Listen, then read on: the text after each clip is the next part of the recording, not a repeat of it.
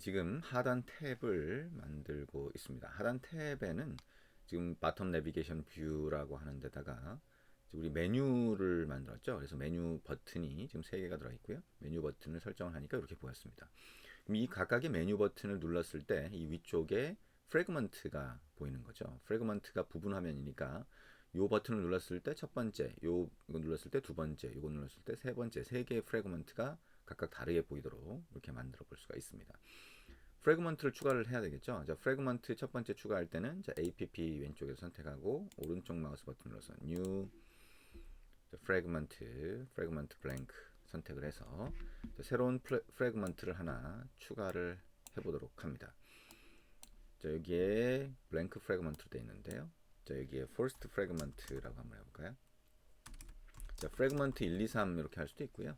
우리 first, second, third 이렇게 만들 수도 있습니다. first fragment라고 하고 finish 눌러봅니다. 그러면 새로운 프래그먼트가 추가가 됐고 프래그먼트가 추가되면서 소스 파일 하나와 XML 레이아웃 파일 하나 이렇게 생성이 됩니다. 소스 파일을 보면 다른 코드들이 많이 생성이 되어 있죠. 그래서 요 기존에 있는 것 중에 onCreate view를 빼고는 일단 삭제를 해서 좀 더 간단하게 만들어 보자. 그리고 onCreate view 자체도 자, 가장 단순한 형태로 한번 이렇게 만들어 봅니다.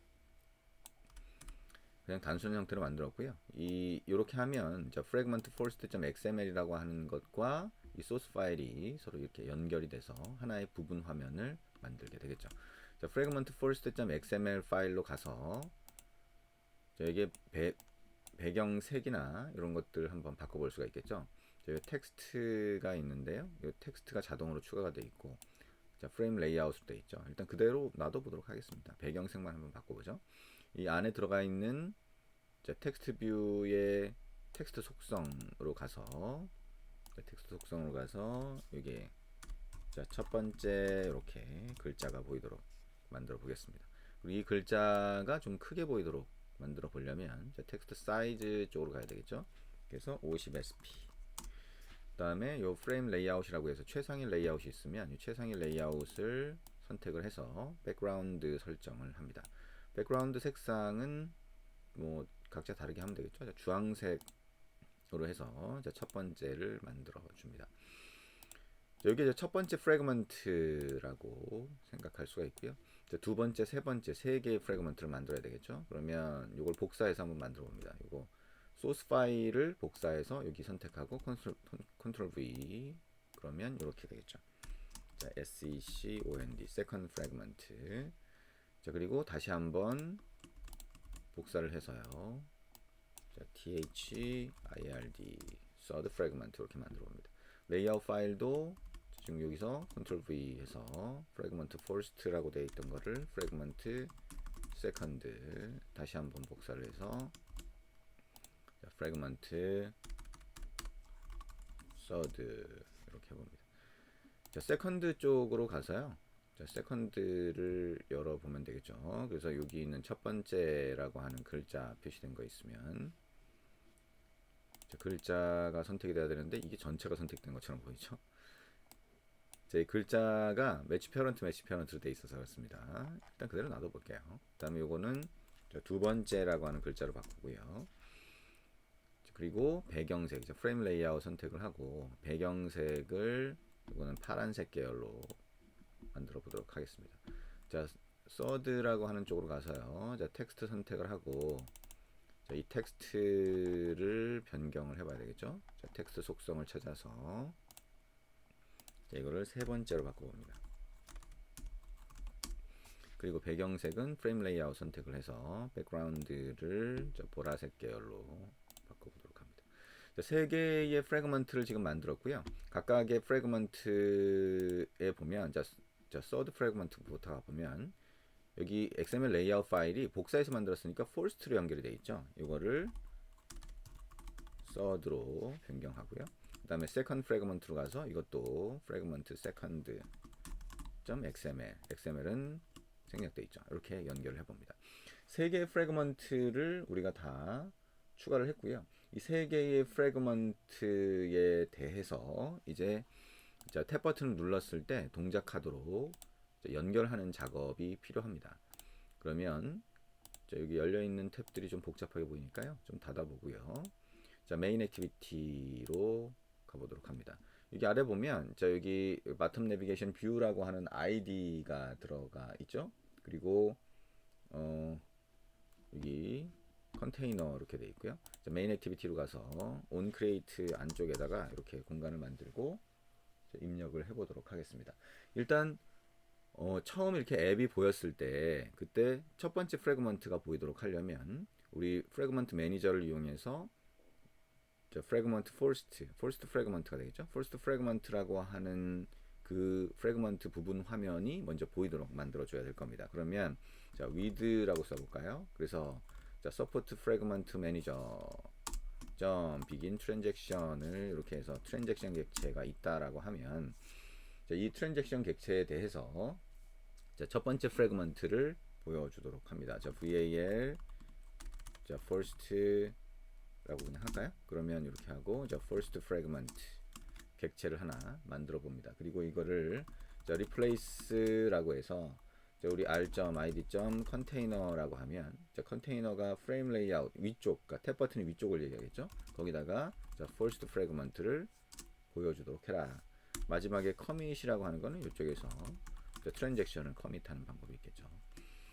자, 이렇게 해서 처음에 이렇게 보이도록 하고요. 그 다음에 이 밑에다가 자, 바텀 내비게이션 뷰에 들어가 있는 자, 아래쪽 하단 탭에 들어가 있는 탭 버튼들을 눌렀을 때 동작하도록 탭 버튼에 대한 이벤트 처리를 합니다. 자, 바텀 내비게이션 뷰라고 하는 거에 점 해서 보면 set on으로 시작하는 게 있는데요. set on navigation item selected listener라고 하는 게 있습니다. 자, 이렇게 람다식이 사용이 됐죠. 그래서 요 안에 자, it으로 메뉴 아이템을 참조할 수 있다 이렇게 되어 있고요. 자, when을 이용해서 좀 그 아래쪽에 탭 버튼을 어떤 걸 눌렀느냐가 it으로 이렇게 전달이 되는 거고요. 그래서 when으로 해서 it이라고 하는 거에 아이템 id라고 하는 게 우리가 탭 1, 탭 2, 탭 3으로 넣어놨던 겁니다. 그러면 r.id.탭 1이라고 하는 거를 선택을 했다면 그때 이렇게 동작을 해라. 그 다음에 두 번째 자, r.id.탭 2를 눌렀다면 이렇게 동작을 해라. 이런 식으로 구조를 만들어 줍니다. r.id.탭 3 이렇게 구조를 만들어 주는 거죠. 그다음에 여기 이 selected listener도 우리 그 플래그를 리턴하게 돼 있어요. true냐 false냐 이렇게 리턴하게 돼 있죠. 그러면 이 안에서 각각 리턴하는 방법도 있고요. 전체적으로 해서 return이라고 해서 return at 이렇게 한 다음에 true 이렇게 리턴하는 방법이 있습니다. 아니면 true만 기록을 해줘도 되겠죠. 자, 이렇게 해서 리턴하는 코드까지 넣으면 지금 이런 구조, 이런 코드 구조가 만들어집니다. 그러면 이 코드 구조 아래에서 아래쪽 탭을 눌렀을 때 화면이 보이도록 만들어주고 싶다라고 하면 이 코드가 필요하겠죠. 이 코드가 그래서 첫 번째 탭 버튼을 눌렀을 때 그때는 first fragment에서 replace 해주고요. 두 번째를 눌렀을 때는 second fragment가 되겠죠. 이렇게 하고 변수를 second로 한번 만들어 보자. 그리고 second가 보이도록 만들어 주고요. 그 다음에 세 번째 탭 버튼을 눌렀을 때는 여기에 자, third fragment 그 다음에 third가 되겠죠. 자, 이 세 번째 프래그먼트를 그 다음에 보여주도록 하자. 자, 이런 식의 코드가 만들어지게 됩니다. 그래서 아래쪽에 탭 버튼을 눌렀을 때 동작할 코드를 이렇게 넣어줄 수가 있겠다. 그래서 탭 버튼을 눌렀을 때만 true 또는 그 외에는 자, return이라고 해서 이렇게 false를 리턴하는 방법이 있을 텐데요. 일단 모두 true를 리턴하도록 이렇게 만들어 봤습니다. 자, 한번 실행을 해서 어떻게 동작하는지 보면 되겠죠. 자, 지금 실행을 해봤고요. 자, 이렇게 네, 에뮬레이터 쪽에 실행이 됐습니다. 처음에 이제 첫 번째라고 하는 이 프래그먼트가 보였죠. 그 상태에서 아래쪽에 탭 버튼을 누르면 이렇게 두 번째, 세 번째 이렇게 바뀌는 거를 볼 수가 있습니다. 이 하단 탭은 여러분들이 그 영화 앱을 만들 때도 하단 탭을 붙이거나 하는 거를 우리 셋째 마당에서 작업을 하거나 또는 과제를 통해서 작업을 하게 됩니다. 그래서 하단 탭의 가장 기본적인 내용들을 이해하고 익숙하게 만들어주는 게 필요하게 됩니다.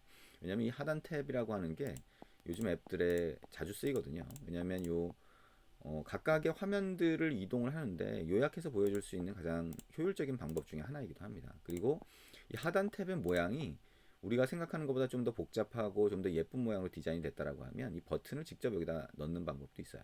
하단 탭을 사용하지 않고. 그래서 각각의 버튼을 눌렀을 때 위쪽 영역이 바뀌도록 이렇게 만들어 줄 수도 있습니다. 어쨌든 아래쪽에 이 탭이라고 하는 거를 넣어서 그 프래그먼트로 바꿔줄 수 있다라고 하는 거 잘 이해하고 여러 번 반복해서 익숙하게 만들어 주시면 좋을 것 같습니다.